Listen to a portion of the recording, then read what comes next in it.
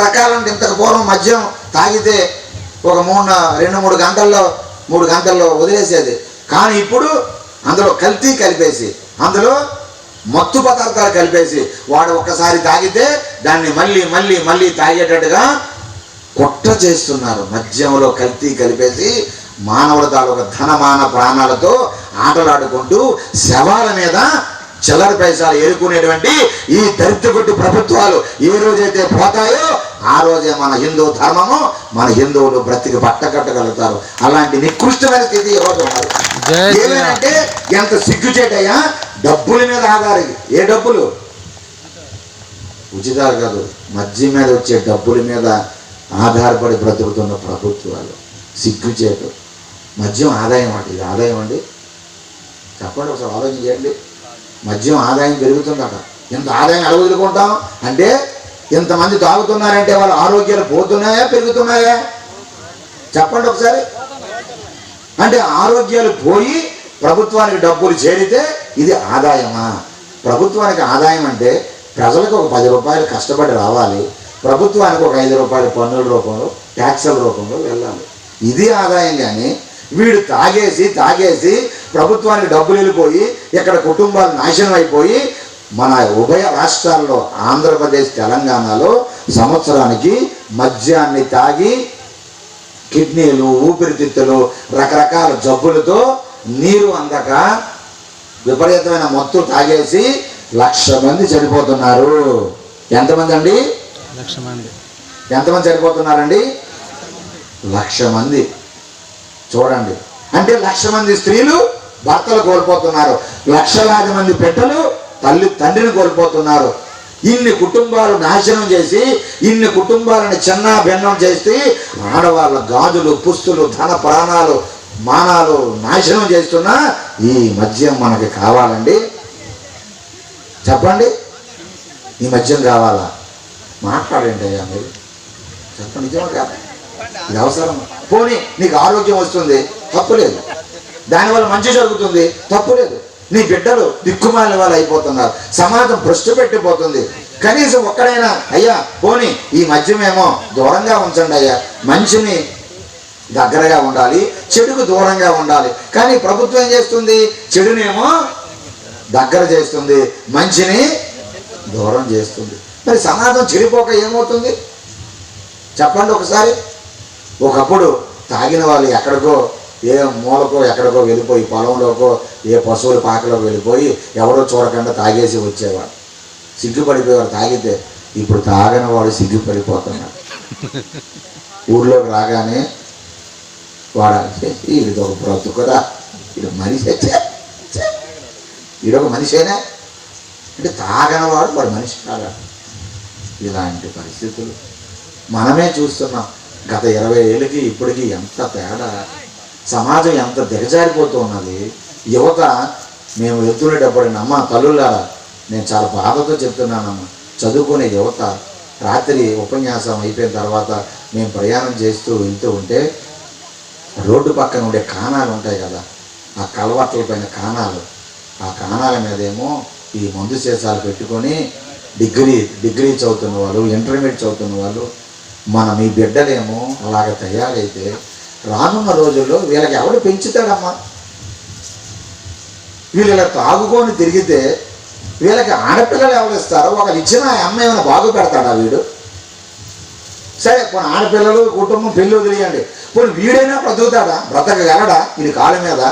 చిన్నప్పటి నుండి వీడు 18వ ఏట నుండి తాగుడికి, వ్యసనానికి బానిస అయిపోతే ఈ ప్రభుత్వాలు ఊరూరికి కూడా తాగడానికి డిపోలు పెట్టేసి ఏమండి మొత్తం సప్లై చేసి మండలంలో ప్రతి గ్రామంలో కూడా ఈ షాపులు ఇచ్చేసి తాగమని ప్రోత్సహిస్తే రేపు అసలు ఓట్లేయడానికైనా ఈ ఓటర్స్ ఎవడైనా ఉంటాడా? ఈ తాగి అందరూ చచ్చిపోతే, తాగుడు మధ్యలో అంత పిచ్చెత్తిపోతే రేపు ప్రభుత్వాలు ఉంటాయా? పోలీస్ స్టేషన్లో పోలీసులు ఉంటారా? అందరూ తాగి చచ్చిపోతే ఎవరికి ఈ పోలీస్ స్టేషన్ ఎవరికి కావాలి? ఈ హాస్పిటల్ ఎవరికి కావాలి? సమాజంలో 5 కోట్ల జనాభా ఉన్నాం. ఈ తాగి మనకు 20 సంవత్సరాల్లో కోటికి దిగజారిపోయాం అనుకోండి, ఈ కోటి జనాభా అయిపోతే ఇంకేమిటి? అన్నీ తగలబెట్టుకోవాలి తప్ప ఈ వ్యవస్థలు దేనికండి చెప్పండి. కాబట్టి తల్లులారా, ఇలాంటి మనందరం కూడా నచ్చ చెప్పాలి. మన బిడ్డలకి నచ్చ చెప్పాలి, వదిలేయకూడదు. మాకు చాలా బాధ అనిపిస్తుంది. వాళ్ళ వయసు అంత రాత్రి మీద అలాగా ఇలాంటి పరిస్థితుల్లో ఉంటే. కాబట్టి రామరాజ్యం అంటే అటువంటి శ్రీరాముడు పరిపాలించినటువంటి ఆ ఉత్తమోత్తమైనటువంటి, ముఖ్యంగా మన 2 తెలుగు రాష్ట్రాలు ఈ దరిద్రం. ఉత్తరాది ఒరిస్సా వెళ్ళండి, ఛత్తీస్గఢ్ వెళ్ళండి, మహారాష్ట్ర వెళ్ళండి, ఎంత గౌరవంగా ఎంతగా ఉంటారో. ఎక్కడో ఉంటాయి చికెన్ షాపులు. మనకి ఎలాంటి ఊరి ఎంట్రన్స్లోనే చికెన్ ధమాకా. ఓహో, ఎంట్రన్స్ ముఖద్వారంలో గుళ్ళు ఉండేవి, గోపురాలు ఉండేవి. ఇప్పుడు ఏ ఊరి ఎంట్రన్స్లో ఏమున్నాయండి? చికెన్ షాపులు, వైన్ షాపులు. ఊర్లోకి రాగానే ఓహో ఆ శేషాలమ్మ తల్లి దర్శనం. మహాతల్లి ఏ తల్లమ్మ? ఏం బలం నచ్చ చెప్పాలమ్మా. నువ్వు రోజు గడ్డం పట్టుకో తల్లి. నువ్వు కోపం అయిపోతే వాళ్ళు వినాలమ్మ. గడ్డం పట్టుకోయమ్మా, కాళ్ళు పట్టుకోయమ్మా. మనసు తప్పనిసరిగా వాళ్ళు తెలియక అలా చేస్తున్నారు. పాపం తెలియక బానిసలు అయిపోయారు. ఏం చేస్తారు పాపం. వాళ్ళు మారాలంటే మీరేం చేయాలి? మీరు మారాలి. ఎలా మారాలి? ఆ సీరియల్ వదిలేయాలి. మీరు ఏం వదిలేయాలండి? సీరియల్. మరి 6:30 అయ్యేసరికి ఈ అమ్మ టెన్షన్ అయిపోతుంది. పిల్లి ఏమైపోతే అమ్మో ఏమైపోద్దమ్మా ఈరోజు టెన్షన్ అయిపోతుంది. ఈ అమ్మ ఏమైపోతా అంట. 4:30-5 గంటల నుండి ఆ పక్క నుండి కొట్టేస్తుందా, తీసేస్తుందా, తోసేస్తుందా, కారు యాక్సిడెంట్ చేయించేస్తుందా? ఎందుకమ్మా నీకు టెన్షన్? ప్రతి గ్రామంలో ఈ గ్రామం ఆ గ్రామం లేదండి. మరి ఏం మత్తు పెట్టేసినారు? ఈ వైన్లో కలిపేసినట్టుగా ఈ టీవీలో సీరియల్లో మత్తు కలిపించారండి. వీళ్ళేమో ముగ్గు ముందు గ్రామాల్లోకి వెళితే సాయంత్రం ప్రతి ఇంటి ముందు ఆ మహాతల్లులు ముగ్గులు దర్శనమిచ్చేవండి. లక్ష్మీ స్వరూపం. ఎవరింటి ముందు ముగ్గు ఉంటే మాతన్నమామి కమలే కమలాయ తాక్షి శ్రీ విష్ణు హుత్కమల వాసిని విశ్వమాత క్షీరోదజే కమల కోమల గర్భగౌరి లక్ష్మీ ప్రసీద సతతం నమతాం శరణ్యే. ఇంటి ముందు ముగ్గు పెడితే ఆ లక్ష్మీదేవి గౌరీదేవి ఇంట్లో అడుగు పెడతారట. వెనక నుండి దొడ్డి ద్వారం నుండి ఆ లక్ష్మి దరిద్ర దేవత వెళ్ళిపోతుందట. సాయంత్రం ప్రతి ఇంటి ముందు ముగ్గులు ఉండేవి. తెల్లవారి పెట్టినా పెట్టకపోయినా సాయంత్రం మాత్రం తప్పనిసరిగా ఉండేవి. ఏమో ముగ్గులు చూపించమనండి. ఆ ముగ్గు పెట్టే టైంకి సీరియల్ టెట్టరటేం అది పిలుస్తున్నా వా అనేసరికి ఈ అమ్మ గుంటు కడకడ కొట్టేసి ముగ్గు పెట్టాలా సీరియల్కి వెళ్ళిపోవాలా. ఓ ముగ్గు ఏముంది మనకేంటి తక్కువ.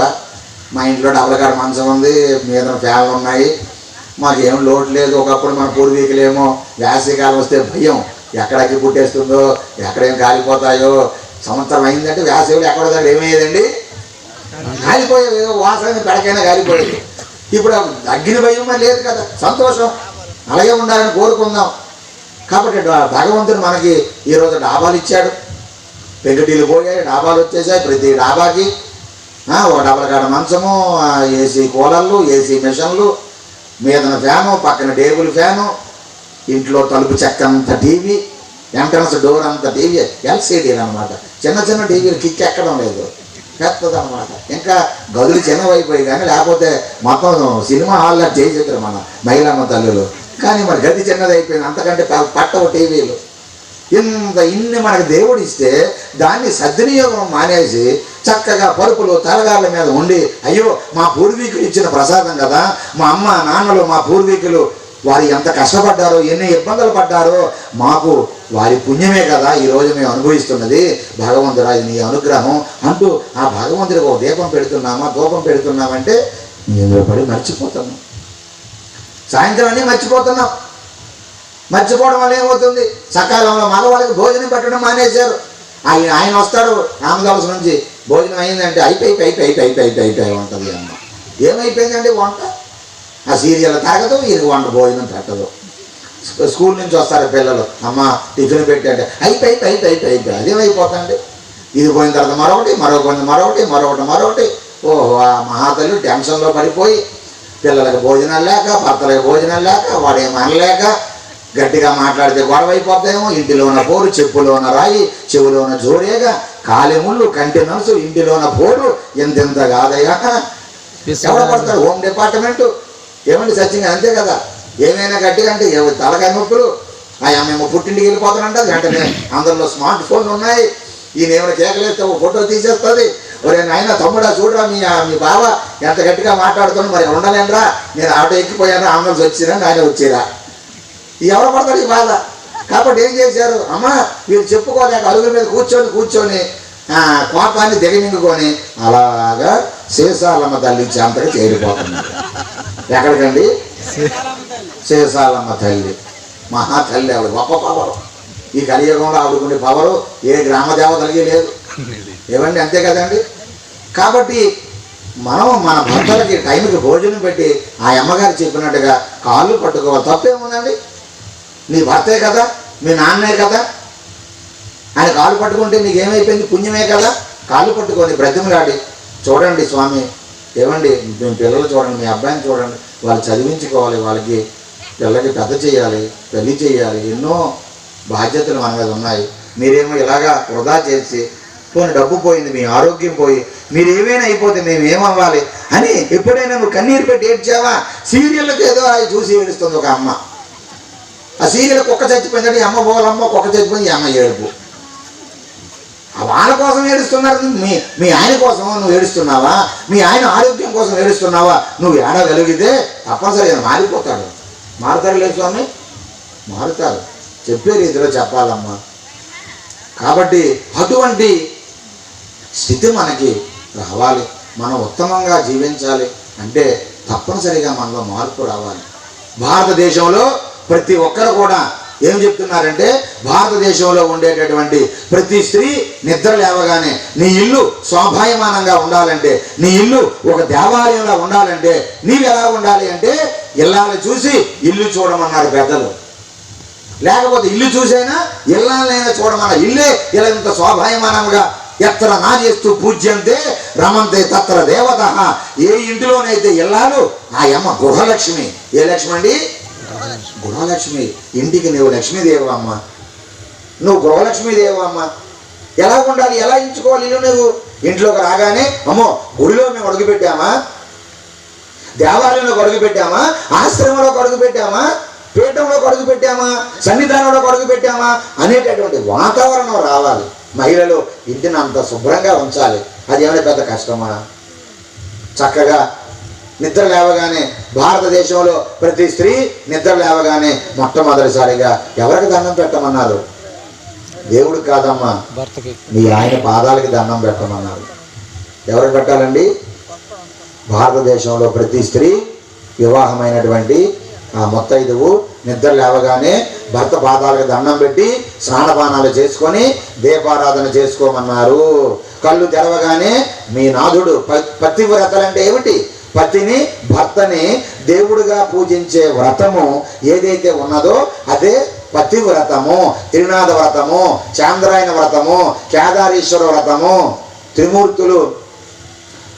త్రిమూర్తుల వ్రతం ఏదైతే సత్యనారాయణ వ్రతము ఎలాగైతే ఉన్నదో, నీ భర్తని తెల్లవారి నిద్ర లేవగానే ఆయన పాదాలకి దండం పెట్టు. ఒకవేళ ఆయన లేకపోతే మనసులో దండం పెట్టుకో. క్యాంపో ఎక్కడికో వెళితే ఒకవేళ భర్త భగవంతుడి దగ్గర వెళ్ళిపోతే తెల్లవారి నిద్ర లేవగానే ఒకసారి ఆయన మనసులో ఆయన పాదాలు స్మరించుకొని దండం పెడితే నీవు పునీతం అయిపోతావు. నీ జన్మ ధన్యమైపోతుంది. నువ్వు ఏది సంకల్పిస్తే అది జరిగిపోతుంది. అంత చక్కనటువంటి స్థితి నీకు కలుగుతుంది భర్త పాదాలకి దండం పెడితే. ఆయన పెడుతున్నారా? మగవాళ్ళు చెప్పండి. పతియే దైవము గోవింద, పతియే ప్రాణము గోవింద, పతియే జీవము గోవింద, పతియే మోక్షము గోవింద. భర్తకు మించిన దైవం లేదు. ఈరోజు నీవెంత గౌరవించబడుతున్నావంటే, నువ్వు ఒక దేవాలయానికి, ఒక పూజకి, ఒక వ్రతానికి, ఒక ఇంటిలో గృహప్రవేశానికి, లేకపోతే ఒక పలదానానికి, ఒక పేరంటాలుగా నువ్వు గౌరవించబడుతున్నావంటే దానికి కారణం మీ ఆయన నీ మెడలో మంగళసూత్ర ధారణ చేయబట్టే నీకు ఆ గౌరవం, ఆ ప్రతిష్ట వచ్చింది. కాబట్టి అటువంటి గౌరవాన్ని నీకు ఇచ్చినటువంటి నీ భర్త నీకు దైవం. అటువంటి భర్త తెల్లవారి పాదాలకి దండం పెట్టు అంటే ఒక ఆయన అన్నాడు, స్వామీజీ మా ఆవిడ రోజు నాకు దండం పెడుతుందండి అన్నాడు. చాలా అదృష్టవంతుడు అయ్యా అంటే ఆయన అన్నాడు, దండం అంటే ఈ దండం కాదండి, నీకు దండం, నీకు ఒక దండం. చూడండి ఎంత డిఫరెన్స్ ఉందో. నమస్కారానికి కాలు, ఈ దండం కాదు, నీకు దండం. ఈ దండాలు పెడుతున్నారు తప్ప మీ ధర్మాలు మీరు పోషించుకోకపోతే, సాక్షాత్తు రాముడే మీ ఇంట్లో అడుగు పెట్టాడు అనుకోండి, సాక్షాత్తు ఈశ్వరుడే మీ ఇంట్లో అడుగు పెట్టాడు అనుకోండి, ఆ వెనక మీ ఆయన ఉన్నారు అనుకోండి, మొదటి దండం ఎవరికి పెట్టమంటున్నాడు ఈశ్వరుడు తెలుసా? దేవుణ్ణైనా నాకు దండం పెట్టడం కాదు, నీ భర్తకు దండం పెట్టిన తర్వాతే నాకు నమస్కారం చెయ్యు. రాముడు ఇంట్లోకి వచ్చేసాడు కదా, ఆయన కాళ్ళ మీద దండం పెట్టకూడదట, వెనక్కి వెళ్ళి మీ ఆయన పాదాలకు దండం పెట్టి అప్పుడు శ్రీరాముడు వారి దండం పెట్టమని చెప్పింది వేదం. జై శ్రీరామ్, జై శ్రీరామ్. ఆ విధంగా మనం చేయగలగాలి. ఆ విధముగా సీతారాములు ఆదర్శమైనటువంటి జీవితాన్ని గడిపారు. ఈ లోకానికి రేపు మనం రాముల వారి ఆలయాన్ని శంకుస్థాపన చేసుకొని మన గ్రామంలో మొట్టమొదటిసారిగా రామ మందిరాన్ని కట్టడానికి సిద్ధమయ్యాం. అయ్యామా లేదా? మరి రాముల వారు ఎటువంటి వాడు?